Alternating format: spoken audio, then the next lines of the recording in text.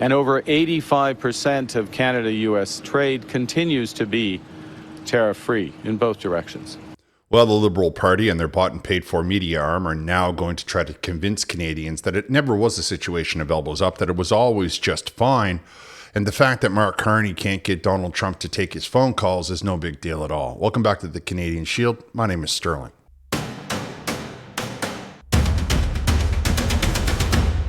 Many of you by now have heard Mark Carney talk about how Donald Trump is not calling him back. And there's some stuff in that I want to point to and I want to talk to. I want to point out, I should say. However, there's something in the way Mark Carney makes his announcements that make me realize what he's actually speaking about is Marxism.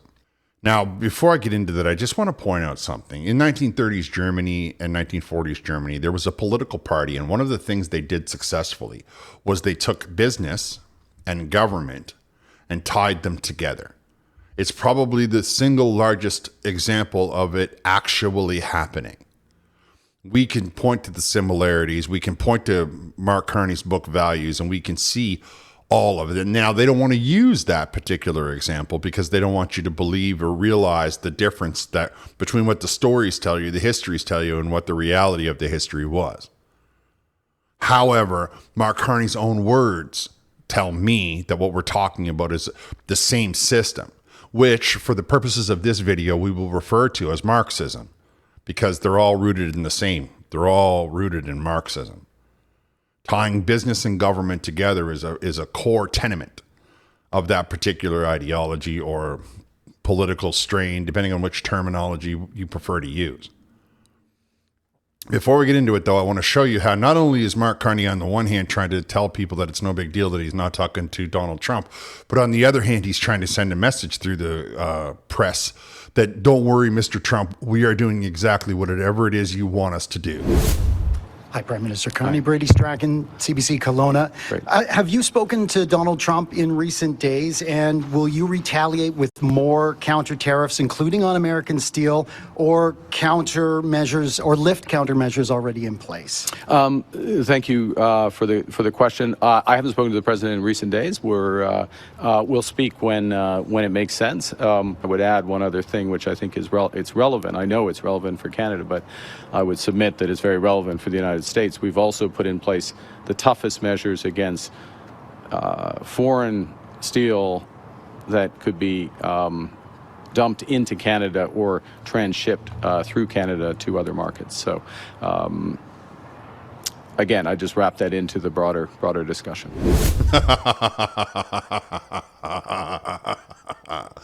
Don't worry, Mr. Trump. We're making sure that China doesn't bring any of their steel here and then take it to a factory and build something out of it and then sell it into the United States under the guise of being duty-free because of the CUSMA agreement. Don't worry, Mr. Trump. We are not going to do that. We are making sure that that does not happen, Mr. Trump.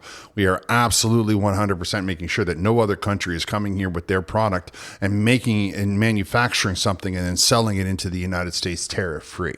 Do you hear us, Mr. Trump? We are just going to slide that into the man asked him if he spoke to Trump, and that's how he finished the conversation. First, he says, no, I haven't talked to him, but I just want to reassure him that we're not allowing any countries to bring their steel here, make something out of that steel, and then send it across the border under the CUSMA. Canada is in a strong position. Despite our size, Canada is already the second largest foreign investor in the United States. Many of our companies are essential to the complex supply chains that drive American competitiveness. And over 85% of Canada-US trade continues to be tariff-free in both directions.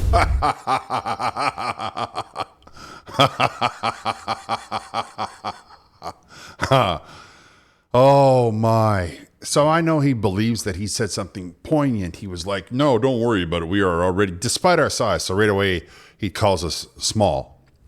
At the same time, he calls us weak. That's why he has to say, build Canada strong. Let's just leave that to the side for a later date.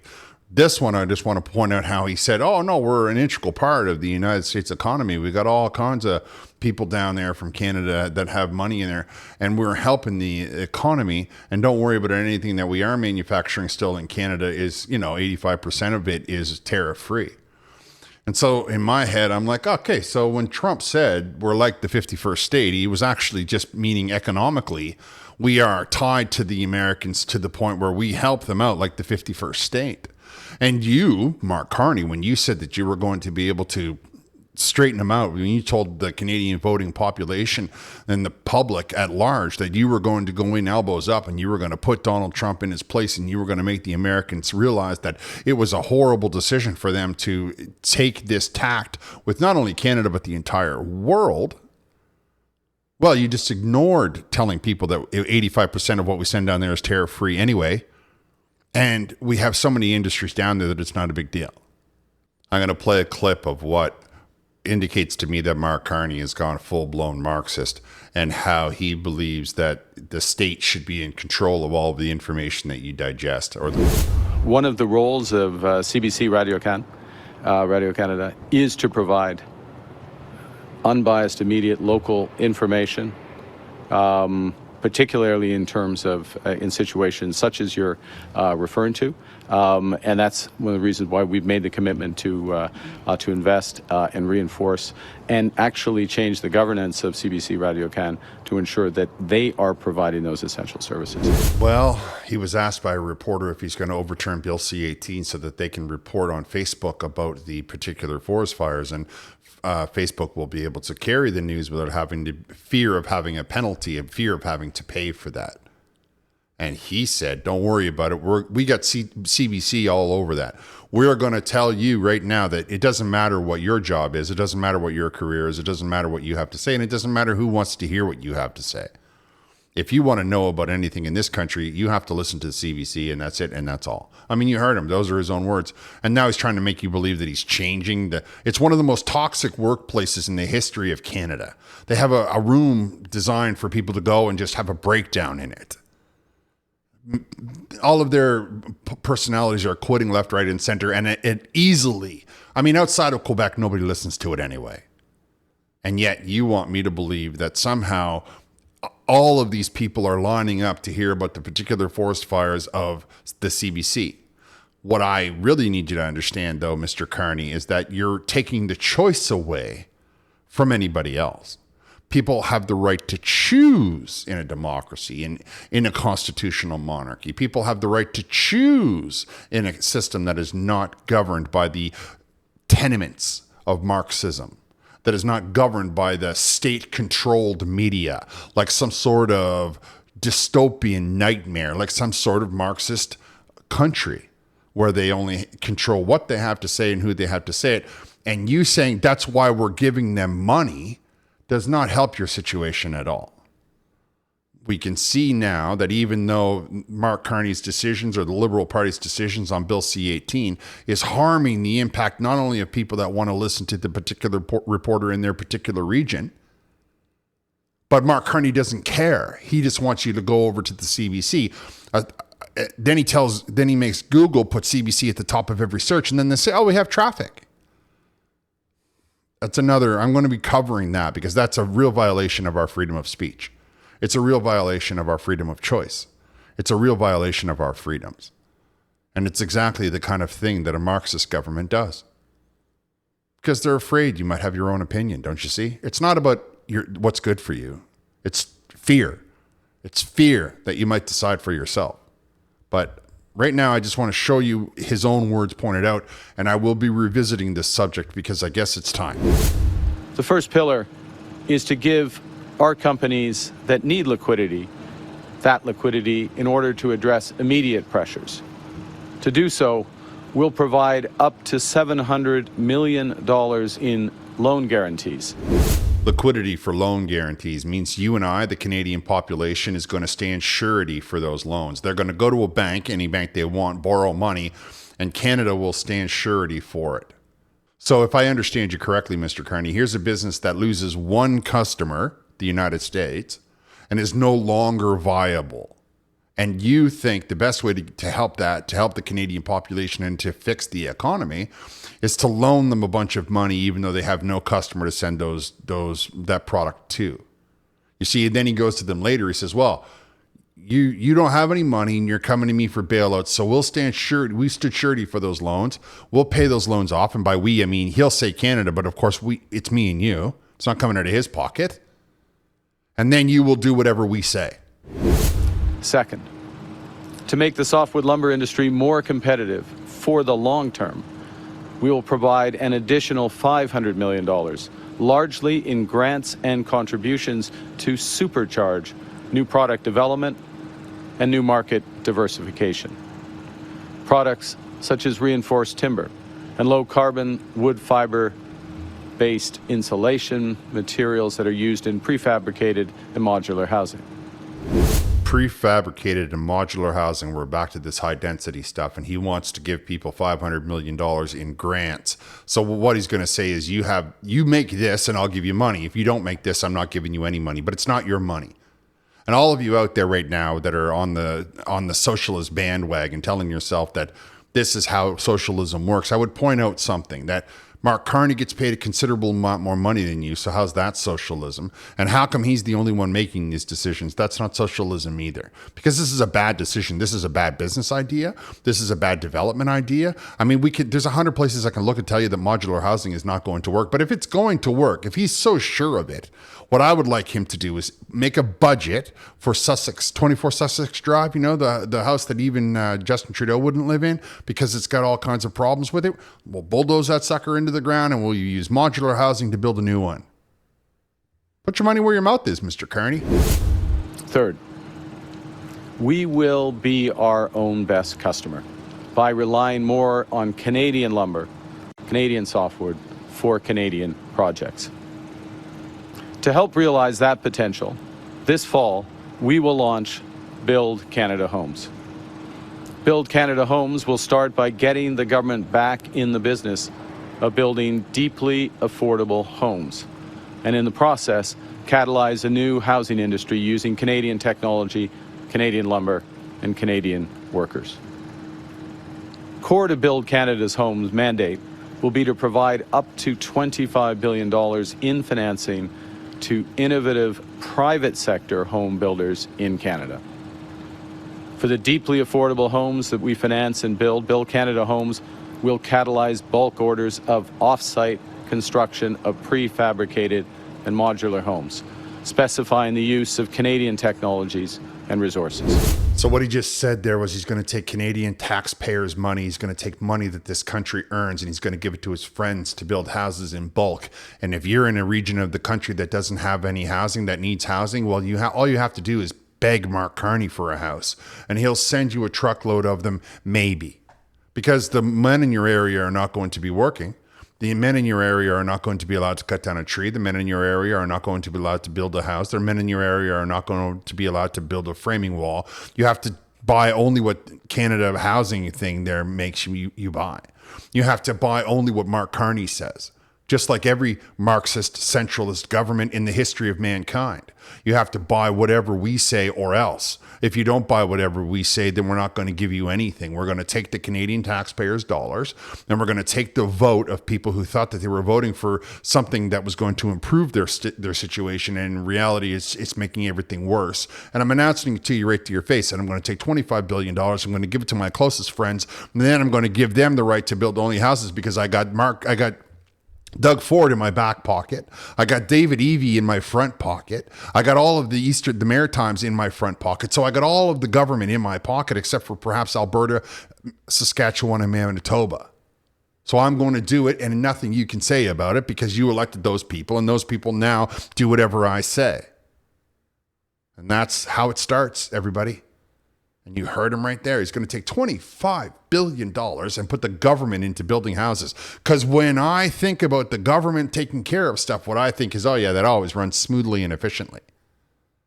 If he was really trying to solve the problem, he would be like, you know what, I got $25 billion and I will just give it to any homeowner who's asking. But no.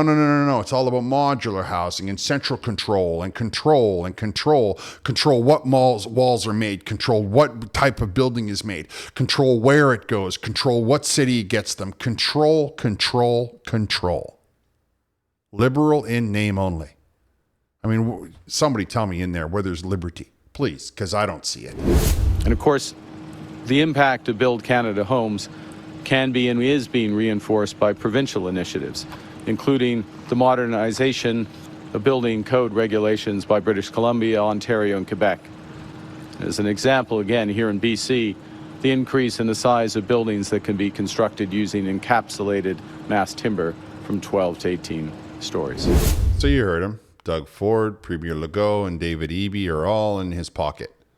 And they have some of the highest density places in the country.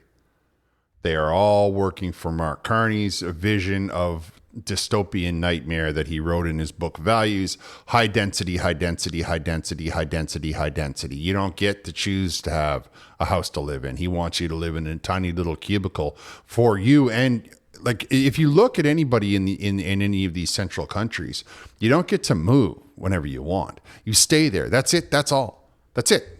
That's it. Your grandmother comes over. Your children live with you until they have their own children, and you become the grandmother living in that place. I mean, we don't have to go far to point to that. We can see China, we can see North Korea, we could see the USSR, and those are just the examples coming off the top of my head. Never mind what it looks like in some of these high density areas in warm countries like Brazil or South Africa, where it's just shack after shack stuck together, wall cheek to jowl. Then he finishes off by saying, oh, don't worry about it. We've got those guys to pass bylaws that now allow us to build 18-story wooden structures. It's 200 feet in the air. There's no cement. There's no steel. Oh, my goodness. Can you imagine if an earthquake happens? Or, a really strong wind? The whole thing is going to shake in the wind. Oh, but don't worry about it. I got the premier, David Eby, never built a house in his life. Doug Ford, again, never built a house in his life. And Premier Legault, probably, I don't know for sure, but probably never built a house in his life. Passing laws that will allow for me to go up 200 feet in the air and say, no big deal. Don't worry about it. We don't need cement. We don't need steel reinforcement. We don't need any of that. We'll just let the building sway back and forth. It will rock all the children to sleep. And you want me to go up on the 18th story of a building, paying how much money for the penthouse, knowing full well that it's made of ramshackle wood, just like it would be made down on the ground. Also that Mark Carney can own big sections of land and not let anybody else in it. I mean, that's essentially what high density is. What I want to understand is, why does Mark Carney want so badly for people to live on top of one another? Why doesn't Mark Carney not want the country to spread out? Why do we not understand that by living along the border with the United States, not only do we give Donald Trump the right to say 51st state, but we have no development in the northern part of the world, really, because we take the top half of the world in the Western Hemisphere. So we have no development there. And Mark Carney wants his solution, his economic response to this is to say, don't worry about it. I got 3 of the most expensive real estate markets in the world that's going to allow for new builds to be made out of wood going up 200 feet into the air. I mean, you can't get a tree to stand up that tall without shaking. Anybody who understands any form of building knows that this is a disaster. This is a recipe for disaster. But he doesn't care, because his goal is not to provide you with solid housing of your own. His goal is to not provide you with the dignity of a well-built, warm house. No. His goal is to cram you in to the same 5 cities along the border forever. High density, modular, all that stuff. For what? For what? What purpose does it give him? That's what you need to ask ourselves, right? What does he gain from this? Because you and I gain nothing, right? You and I get no benefit from it at all. So if he is the only one getting any benefit, if he's the one pushing for it, then he must be the only one getting benefit from it. What benefit do they actually hope to gain? And why does Mr. Eby, Mr. Ford, and Mr. Legault agree with that benefit? What are they getting out of it?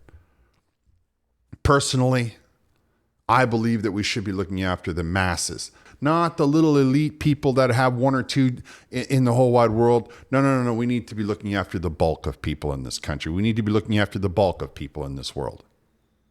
That's just my opinion. You can let me know what your opinion is down in the comments. I'm going to wrap here. I want to thank you for listening. I'll talk to you next time.